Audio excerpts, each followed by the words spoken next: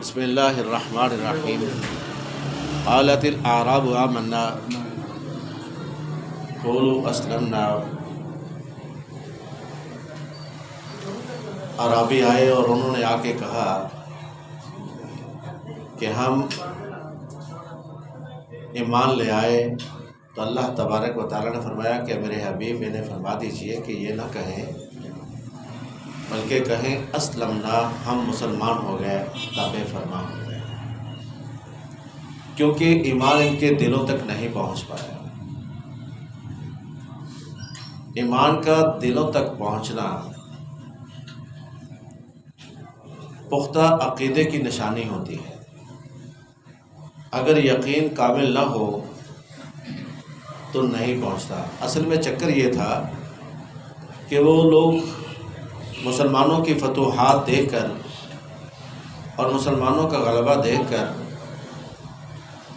تو مسلمانوں کی صفوں میں شامل ہو رہے تھے، اس بنا پہ کہ ہمیں کوئی فائدہ حاصل ہو جائے گا، تو وہ آگے کہتے کہ ہم ایمان لے آئے۔ اس وقت اللہ نے فرمایا کہ نہیں، تم صرف اپنے فوائد حاصل کرنے کے لیے مسلمان ہوئے ہو۔ اور آج کی زبان میں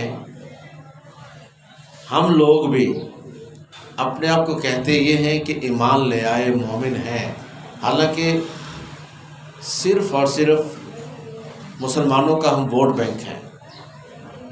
ہماری اکاؤنٹنگ مسلمانوں کے اندر ہوتی ہے، حالانکہ وہ ایمان والے، وہ مسلمان ہم نہیں بنے۔ نبی اقدس صلی اللہ علیہ وسلم کی سب سے پہلی جو دعوت تھی وہ یہی تھی کہ قولوا لا الہ الا اللہ تفلحوا وتملکوا العرب والعجم، کہ تم لا الہ الا اللہ کہہ دو، کامیابی تمہارے قدم چومے گی، عرب و عجم کی حکومتیں تمہارے قدموں پہ آ جائیں گی، تم مالک بن جاؤ گے۔ تو اس وقت انہوں نے انکار کر دیا اور مخالفت شروع کر دی۔ اور مخالفت کس چیز کی؟ حالانکہ حکومتوں کا لالچ ہر ایک کو ہوتا ہے۔ جب یہ وعدہ کر دیا گیا کہ تم مالک بن جاؤ گے عرب و عجم کے، جس چیز کی خاطر تم لڑتے ہو، جھنڈا اٹھانے کی خاطر، ان جھنڈوں کے مالک تم ہو جاؤ گے، تو مخالفت کیوں؟ مخالفت اس میں اس لفظ لا کی تھی کہ وہ جو لا کہا گیا ہے کہ کوئی عبادت کے لائق نہیں، کوئی ایسی ذات نہیں جس کے سامنے کھڑا ہوا جائے، جھکا جائے، یا اس کے سامنے پیشانی رکھ دی جائے۔ اب قیام جو ہے یہ عبادت کا ایک رکن ہے۔ اب کسی کے سامنے قیام کے انداز میں کھڑا ہونا تشبیہ عبادت ہے۔ کائنات میں کوئی اس لائق نہیں جس کے سامنے قیام کے انداز میں کھڑا ہو سکے انسان، اس لیے لفظ لا کہہ دیا۔ اور وہ کھڑے ہوتے تھے ہر بڑے سربراہ کے سامنے، اپنے آقا کے سامنے اور اپنے ان بتوں کے سامنے، پھر دوزانوں بیٹھ جاتے۔ دوزانوں عبادت کا ایک رکن ہے، دوزانوں بیٹھنا، جیسے جلسہ تشہد میں ہم بیٹھتے ہیں، یعنی کہ وہ انداز جو عبادت کا انداز، وہ انداز کسی اور کے سامنے نہیں اپنایا جا سکتا، اس کو تشبیہ کہتے ہیں، اور یہ تشبیہ شرک بن جاتی ہے۔ تو اس لیے لفظ لا نے دشمنی کا آغاز کر دیا۔ حالانکہ اس پیغام سے پہلے نبی اقدس صلی اللہ علیہ وسلم نے اپنے آپ کو پیش کیا کہ تم مجھے جانتے ہو میں کون ہوں۔ بیک زبان سبھی نے کہا کیوں نہیں، انت صادق وعد الامین، تو سچا، زبان کا دھنی اور وعدے کا پختہ شخصیت ہے، امانت دار ہے۔ یہ صفات بیان کی۔ اب نبی اقدس صلی اللہ علیہ وسلم کے اندر یہ صفات وحی کے آنے سے پہلے کی تھی کہ سرداران قریش نے بیک زبان یہ لفظ کہا۔ جب وحی کا آغاز ہوا تو نبی اقدس صلی اللہ علیہ وسلم گھبراتے ہوئے اماں جی خدیجہ رضی اللہ تعالی عنہا کے پاس گھر پہنچے، زمیلونی زمیلونی کے لفظ کہے۔ اس وقت اماں جی نے 5 صفات بیان فرمانے لگے کہ اے میرے سرتاج، اللہ کبھی آپ کو رسوا نہیں کرے گا، کیونکہ انک لتصل الرحم، آپ صلہ رحمی کرنے والی شخصیت ہیں۔ وَتَحْمِلُ الْكَلَّ، آپ جو تنہا ہے، بے سہارا ہے، جس کا کوئی بھی نہیں دنیا کے اندر، آپ اس کا سہارا ہے۔ وَتَكْسِبُ الْمَعْدُومَ، آپ بے روزگاروں کو اپنے مال دولت سب کچھ دینے والے، لٹا دینے والے ہیں۔ وَتَقْرِي الضَّيْفَ، آپ مہمان نواز ہیں، اور مہمان نوازی صرف یہ نہیں کہ اپنا کوئی رشتہ دار مہمان آیا، نہیں، بلکہ اجنبی بھی کوئی آ گیا تو اس کی مہمان نوازی کرتے ہیں۔ اور پانچویں صرف جو بیان فرمائی، تُعِينُ عَلَى نَوَائِبِ الْحَقِّ، آپ ہر بیوہ، بے سہارا، یتیم، سب کے ملوہ و ملجا ہیں، اب ان سب کو پناہ دینے والی شخصیت ہے، تعاون کرنے والے ہیں۔ اب یہ 5 صفات وحی کے آنے سے پہلے نبی اقدس صلی اللہ علیہ وسلم کے اندر موجود تھی۔ یعنی کہ اس انداز میں سب سے پہلے کردار دکھا، کریکٹر دکھایا گیا۔ ہم بھی نمازیں پڑھتے ہیں، اپنے آپ کو مسلمان کہتے ہیں، لیکن ہماری عادات اور خصلتیں کچھ اور ہیں۔ تعلیمات میں اگر دیکھا جائے تو قرآن اور نبی صلی اللہ علیہ وسلم کی ساری زندگی 3 چیزیں بتاتی ہیں، اور میں اس کا نچوڑ نکالتا ہوں کہ اگر یہ 3 چیزیں کسی بھی تعلیم کے اندر نہیں تو وہ تعلیم نہیں، وقت کا ضیاع ہے۔ کانفیڈنس پیدا نہیں کرتی کوئی تعلیم، تمہارے اندر اعتماد پیدا نہیں کرتی، تمہارے اندر کریکٹر بلڈنگ نہیں، کردار سازی نہیں کوئی تعلیم کرتی، اور کریٹیو مائنڈ، تخلیقی ذہن اگر تعلیم نہیں بناتی تو سمجھ لیجئے وہ تعلیم نہیں، وقت کا ضیاع ہے۔ اور قرآن نے یہ تینوں پہ زور دیا ہے، تینوں چیزوں میں اعتماد پیدا کرنا، تخلیقی ذہن پیدا کرنا، اور کردار سازی۔ اور کردار سازی کیا ہے؟ ایک ہوتے ہیں مصنوعی طور پہ اپنا کردار بنانا، ایک جبلی طور پہ اس کے اندر سب کچھ ہونا۔ بڑا انسان اگر کوئی ہوگا، آپ کو بڑا بنتا ہے تو اس کے اندر 4 بڑی صفات ہوتی ہیں۔ سچا ہوتا ہے، سچائی اس کے اندر ہوتی ہے۔ جھوٹا بندہ کبھی کامیاب نہیں ہوتا اور معاشرے میں ذلیل و رسوا ہو جاتا ہے، اس کی عزت اور احترام نہیں رہتا۔ تو اس لیے بڑا پن کے لیے سچا ہونا بہت ضروری ہے۔ دوسرا، اس کے اندر خود غرضی نہ ہو، سیلف لیس ہو، یعنی کہ سیلفش نہ ہو، خود غرض نہ ہو، اپنے آپ کو ہمیشہ پیش نہ کرے، عزت و انکساری اس کے اندر موجود ہونی چاہیے۔ اور تیسرا، ہر کھوٹے کھرے کو کھوٹا کہے اور کھرے کو کھرا کہے، تمیز کرے گناہ اور اچھائی اور برائی کی۔ اگر تمیز نہیں کر سکتا، ایک ہی درجے میں رکھتا ہے، اس کا مطلب وہ ناانصاف انصاف نہیں کر پاتا۔ اور چوتھی صرف دلیری، لا خوف علیہم ولا هم یحزنون، اس کے اندر کوئی خوف نہیں ہوتا، کوئی کچھ نہیں ہوتا۔ یہ کردار بنایا ہے اسلام نے، کردار سازی ہے۔ تو اگر کردار سازی دیکھنا ہو تو نبی اقدس صلی اللہ علیہ وسلم نے اس پہ بہت زور دیا۔ میں ایک واقعہ سنایا کرتا ہوں، مصعب بن عمیر صہیب رومی رضی اللہ تعالی عنہ کا، کہ ہجرت کر کے سبھی جا رہے ہیں چھپ چھپا کر اور نظروں سے اوجھل ہو کر۔ تو صہیب رومی جب گئے تو سرداران قریش نے ناکے لگائے ہوئے تھے مختلف رستوں پہ، صہیب کو پکڑ لیا۔ اے صہیب، کدھر جا رہے ہو؟ کہنے لگے کہ مدینہ، اپنے آقا کے پیچھے صلی اللہ علیہ وسلم کے پیچھے۔ تو ایک کہنے لگا کہ اے صہیب، تو جب اپنے علاقے روم سے آیا تھا تو تن کے صرف کپڑے تھے تیرے پاس اور کچھ نہیں تھا، تو نے یہاں آ کر بزنس کیا، کاروبار کیا، تجھے بڑی ترقی ہوئی، کاروبار میں پیسہ ملا، مکے کا پیسہ ہم مدینے نہیں جائیں گے، مکے کی دولت مکے ہی میں رہے گی، مدینے میں نہیں جائے گی، لاؤ دولت لاؤ، پونجی لاؤ۔ انہوں نے کہا میں نے اپنی ساری پونجی گھر کے فلاں کونے میں گڑھا کھود کے دفنا دی ہے۔ اس دور میں محفوظ کرنے کے لیے پیسہ گڑھوں میں رکھا جاتا تھا، گڑھا کھود کے میں نے محفوظ کر دیا ہے۔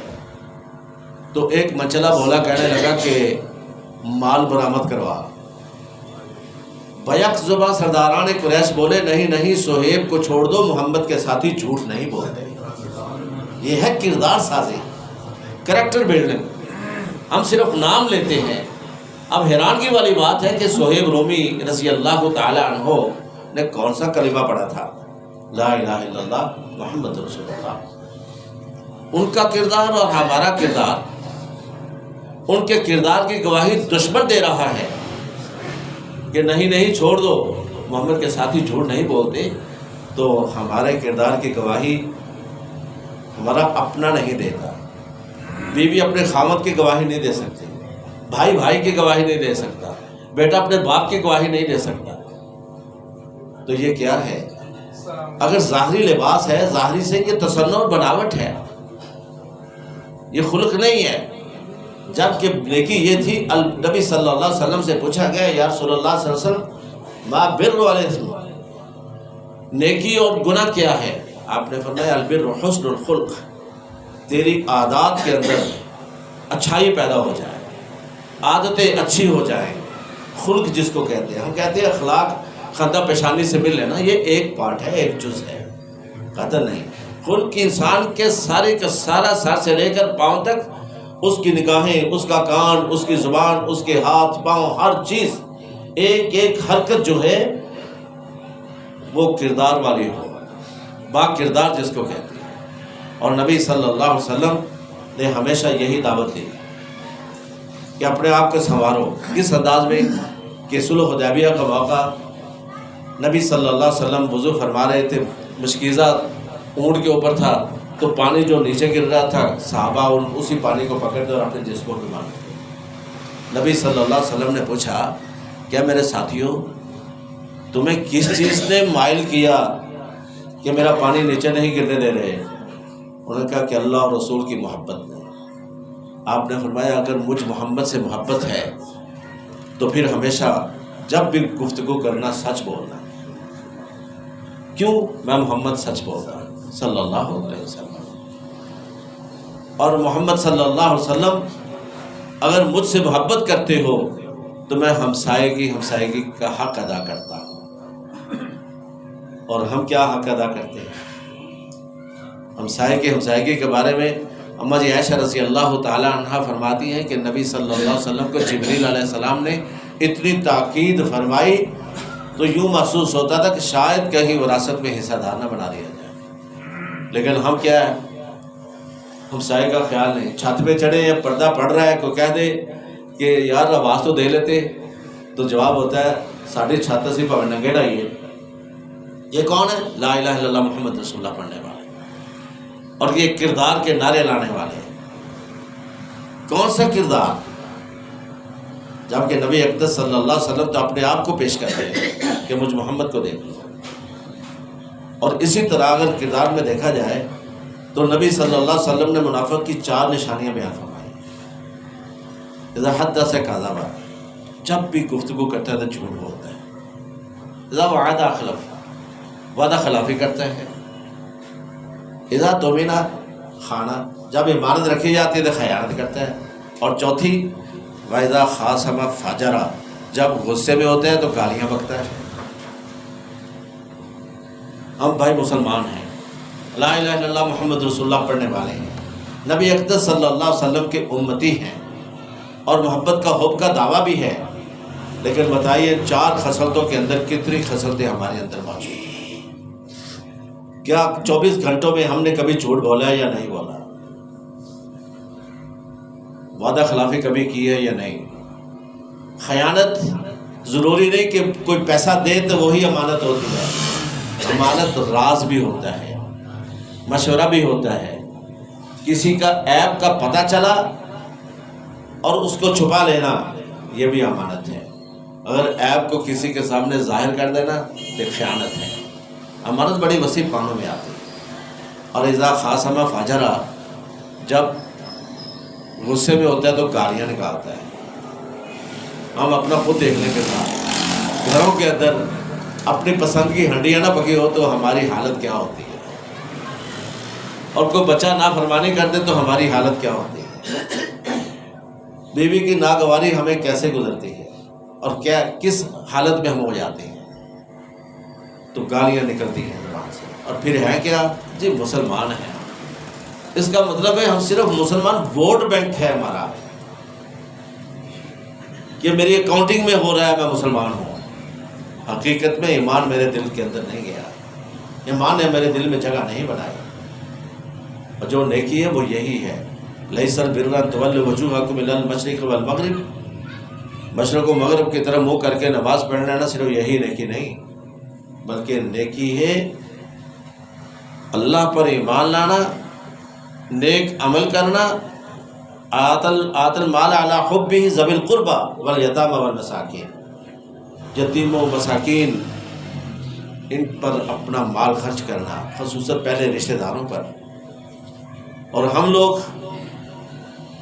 اتنے مخیر بن جاتے ہیں، اتنی خیرات کرنے والے بن جاتے ہیں کہ مسجد تعمیر کروا دی، مدرسہ بنوا دیا، لیکن وہاں پہ کام کرنے والے ملازمین کی تنخواہ ہڑپ کر جاتے ہیں، تنخواہ دینے سے گریز کرتے ہیں، ایک دن چھٹی کر لے تنخواہ کٹوتی کر لیتے ہیں، وہ بیمار ہو جائے تو جتنے دن تو بیمار رہا تنخواہ کٹوتی ہوگی، اور مخیر ڈانر ہے، مسجد بنا دی، مدرسہ بنا دیا، تنخواہ نہیں دینی۔ یہ خیرات نہیں ہے، خیرات انسانیت کی خدمت ہے۔ میں ایک چھوٹا سا واقعہ سناؤں گا، واقعہ سچا ہے لیکن کافی پرانا واقعہ ہے۔ پاکستان کے شروع کا آغاز میں ایک مولانا تھے بے اولاد، دونوں میاں بیوی تھے، شیخ پورہ کے علاقے میں خطیب تھے۔ تو وہاں ایک کونسلر کھڑا ہوا، بی ڈی ممبر جس کو کہتے تھے، اس نے مولانا کو کہا کہ مولانا میری ذرا سپورٹ کا اعلان کر دینا کمپین مسجد کے اندر۔ اس نے کہا نہیں۔ انہوں نے کہا مولانا بہت مشکل پیش آئے گی آپ پہ۔ سرکاری مولوی تھا، اس نے سرکار کا کہنا نہ مانا۔ اس بیچارے کو مولوی کو کیا پتا کہ جو مجھے کہہ رہا ہے یہ بڑی اونچی سرکار کا۔ مولانا اپنے روٹین کے مطابق جمعہ پڑھایا، بعد میں اس نے کہا کہ مولانا اب آپ نہیں یا میں نہیں۔ چند ہی دنوں کے بعد مولانا کی ٹرانسفر ہو گئی لاہور کے اندر۔ وہ لاہور آئے مولانا تو انہوں نے بازار حسن کی مسجد کا خطیب بنا دیا۔ یہ بڑوں کی بات ہے، کیونکہ بڑا ڈائریکٹر تھا اس کا کوئی ماما چاچا، اس کونسلر نے مولانا کا کنجر محلے میں تبادلہ کروا دیا اس مسجد کا۔ مولانا کہتے ہیں کہ میں نے سوچا کہ میں نوکری چھوڑ ہی دوں۔ بیگم کہنے لگی کہ ہماری کون سی اولاد ہے، ہمیں فکر ہو، دونوں میاں بیوی تو ہیں، چلتے ہیں دیکھتے ہیں کیا بنتا ہے۔ ہم وہاں چلے گئے، وہاں اجڑی سی مسجد جالوں سے بھری ہوئی، ہم نے صفائی کروا کے آبادی شروع کر دی۔ بچے آنا شروع ہو گئے، پڑھنا شروع ہو گئے، اعلان کر دیا، کہنے لگے کہ وی آئی پی کھانا میرے لیے آیا، ہم دونوں میاں بیوی کے لیے۔ اب وی آئی پی کھانا 2-3 دن تک ہم کھاتے رہے۔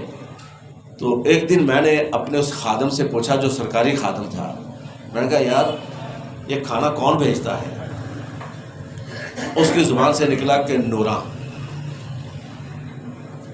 نامی عورت ہے۔ میں نے کہا جس کو میں جانتا نہیں، میں اپنے گھر میں پکاؤں گا۔ ہم نے گھر میں پکانا شروع کر دیا۔ کچھ دنوں کے بعد میں نے اپنے اسی خادم کو کہا کہ میں حج کے لیے ہم جا رہے ہیں دونوں میاں بیوی، تو اب مسجد کو آباد ہی رکھنا، اذان جماعت کرواتے رہنا، پہلے کی طرح نہ کرنا۔ اس کا ٹھیک ہے۔ تو مسجد میں بچے بھی آتے تھے اثر کے وقت پڑھنے کے لیے۔ آخر کار وہ کہتے ہیں کہ دوسرے دن اس نے پیسے اٹھائے اور کچھ کاغذ فارم اٹھائے تھے، آ کے کہنے لگا یہ اسی مائی نورا کے ہیں، تو سر وہ بھی آپ کے ساتھ حج کے لیے جانا چاہتے ہیں۔ مولانا کہتے ہیں کہ میں نے اس کا پاسپورٹ اور یہ سارا اور پیسے یوں پھینکے، خبردار دیا، وہ نورا کجری کو میں ساتھ لے کے جاؤں؟ اس نے کہا کہ مولانا یہ تو اس کے بلاوا ہے، اگر آگے بلاوا تو چلی جائے گی، نہ تو رہنے دیں۔ کہنے لگا آخر کار میں نے کہا پیسے اور سب کچھ پھینک دیا حقارت سے۔ تو اس نے اکٹھے کر کے واپس لے گیا۔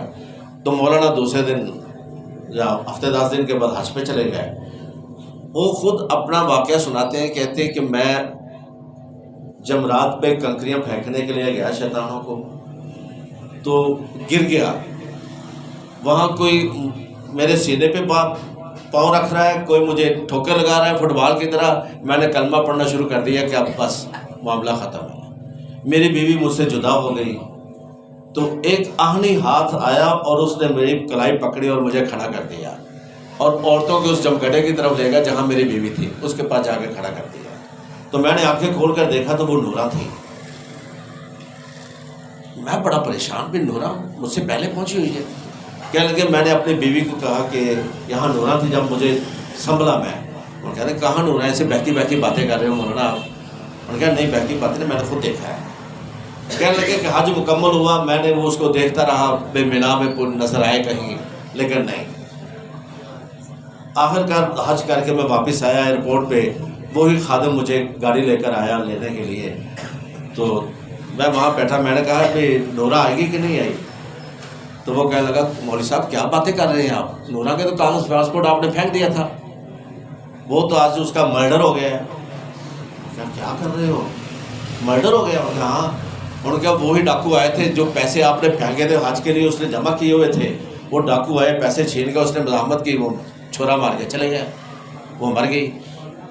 کہنے لگے میں بڑا حیران کہ وہ پھر مینا میں کون تھی جمرات کے وقت جس نے مجھے اٹھایا تھا؟ سوچنے والی بات ہے۔ پھر کہتے ہیں کہ میں نے دیکھا ایدی کی گاڑیاں تھیں، پولیس تھی، تو میں نے پوچھا یہ بچے اور یہ ایدی کی گاڑیاں، اور کہنے لگے مولانا جو بچے آپ پڑھاتے تھے مسجد میں وہ ساری یہی ان کو پالتی تھی، یہ انہیں عورتوں کے، کیونکہ بیٹا جو پیدا ہوتا ہے وہ پھینک دیتی ہیں، تو اس نے اعلان کر رکھا تھا کہ اس علاقے کے اندر جو بیٹا ہو وہ مجھے دے جانا، پھینکنا نہ۔ تو وہ بچوں کو پالتی تھی اور مسجد میں پڑھاتی تھی۔ اس دور کے بعد، اس دن کے بعد وہ کہتے ہیں کہ اس مسجد کا نام میں نے نورا مسجد رکھا ہے۔ یہ ہے انسانیت۔ اور ہم لوگ ہیں مسلمان، لا الہ الا اللہ پڑھنے والے، لیکن ہمارے اندر انسانیت نام کی کوئی چیز نہیں۔ معمولی سی غلطی دیکھ کر ہم ایسا اس کا پہاڑ بناتے ہیں اور سمجھتے ہیں بس ہے ہی یہ جہنمی۔ حقارت کی نگاہ، یقین رکھیے حقیر جاننا کسی کو بھی یہ سب سے بڑا گناہ ہے، اس لیے اپنے سے اعلیٰ اور اچھا سمجھا جائے، یہی خلق ہے، یہی خلق ہے۔ اور نماز کے لیے شرط بھی یہی ہے، قد افلح من تزکا وذکر اسم ربہ فصلی۔ ہم لوگ مسلمان تو بن گئے لیکن ایمان ہمارے دلوں کے اندر راسخ نہیں ہوا۔ کاش لا الہ الا اللہ کی صحیح ہم تشریح جانتے اور سمجھتے کہ محمد رسول اللہ کیوں کہا گیا، اس لیے کہ لا الہ الا اللہ اللہ کی عبادت کرنا ہے جس طرح محمد رسول اللہ نے کر کے دکھا ہے۔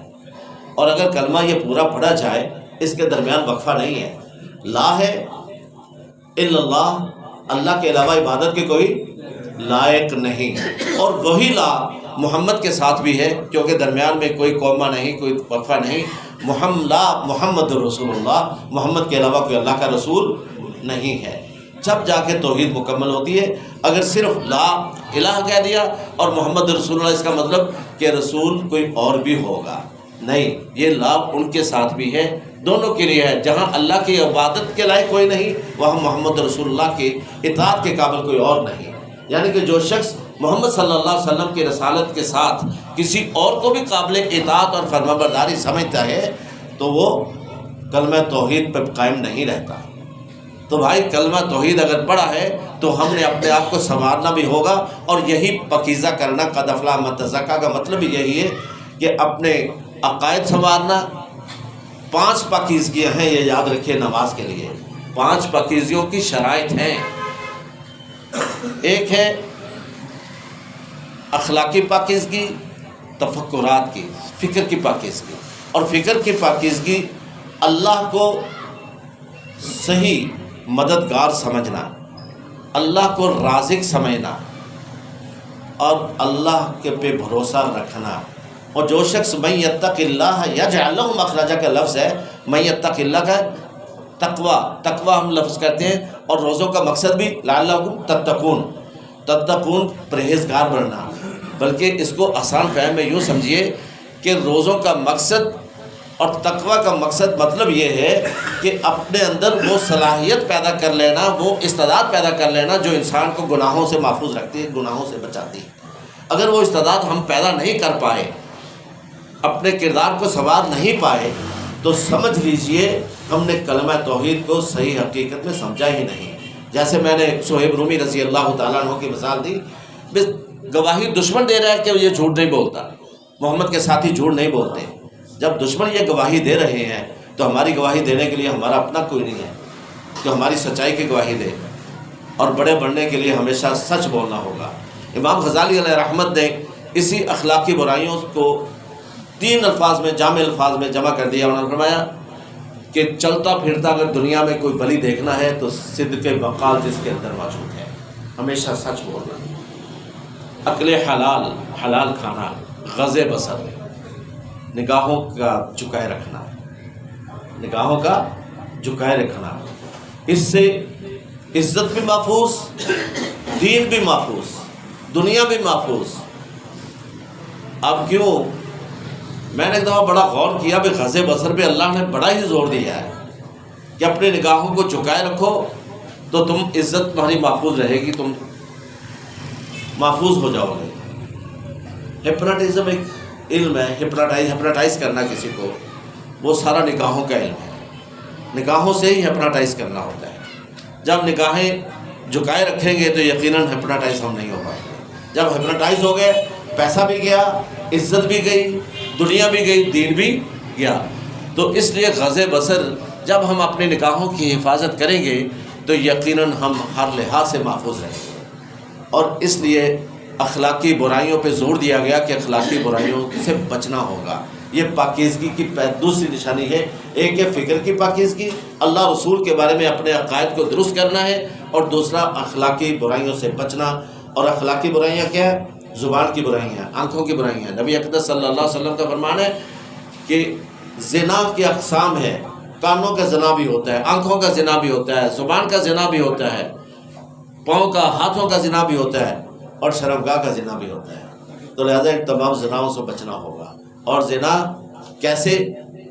کانوں کا زنا، موسیقی سننا، گالی گلوچ، زبان کا نکاح زنا، جھوٹ بولنا، گالیاں دینا، غیبت کرنا، چغلی کرنا، یہ سب برائیاں ہیں۔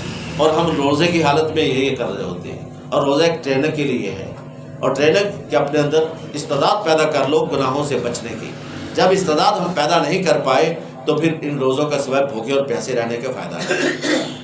نبی صلی اللہ علیہ وسلم کا فرمان ہے کہ فرشتے آواز دیتے ہیں جب چاند طلوع ہوتا ہے رمضان کا، یا باغی الخیر، اے بھلائی ڈھونڈنے والے، اقبل، اور بڑھ جا، اور یا باغی الشر، اے برائی ڈھونڈنے والے، اقصر، اب تو رک جا، اب تو رک جا، رحمت کا مہینہ شروع ہو گیا ہے۔